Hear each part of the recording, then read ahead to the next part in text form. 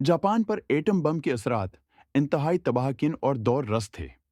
अगस्त 1942 में दूसरी जंग अजीम के दौरान अमेरिका ने जापान के दो शहरों हिरोशिमा और नागासाकी पर एटम बम गिराए। इसके नतीजे में जापान को जबरदस्त जानी और माली नुकसान उठाना पड़ा। यहाँ इन असरात का जिक्र किया गया है। हिरोशिमा में लुटल बवाए नामी एटम बम गिरने के नतीजे में तकरीबन 140,000 लोग हलाक हुए।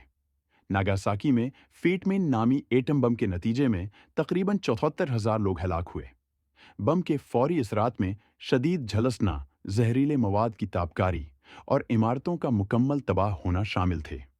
एटम बम की ताबकारी से बच जाने वाले लोग, जिन्हें हिबाकुशा कहा जाता है, तवील अरसे तक मुख्तलिफ बीमारियों जैसे कैंसर और देगर जिस्मानी कमजोरियों में मुब्तला रहे।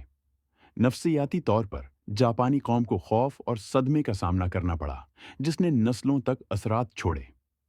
बमबारी के बाद जापान की मईशत तबाह हो गई और कई सालों तक तामीर नौ और बहाली का अमल जारी रहा। आलमी सतह पर जापान का मकाम कमजोर हो गया और उसे अमरीकी कंट्रोल में आना पड़ा। जंग के बाद जापान ने अमन पर मबनी पॉलिसी अपनाई और अपनी मईशत और समाजी ढांचे की इज़ सिरिनो तामीर की। एटम बम के हमलों के बाद जापान ने 15 अगस्त 1945 को गैर मशरूत तौर पर हथियार डाल दिए, जिससे दूसरी जंग अजीम का खात्मा हुआ।